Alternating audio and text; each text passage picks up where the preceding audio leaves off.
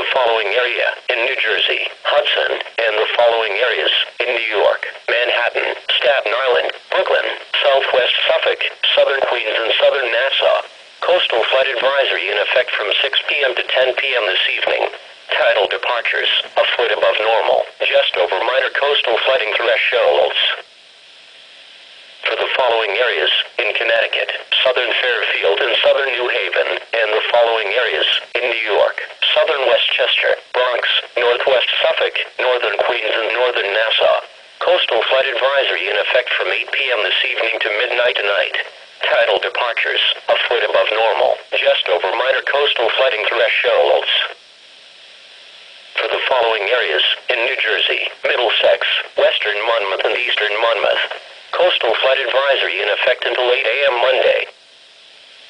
Here is the latest weather map discussion.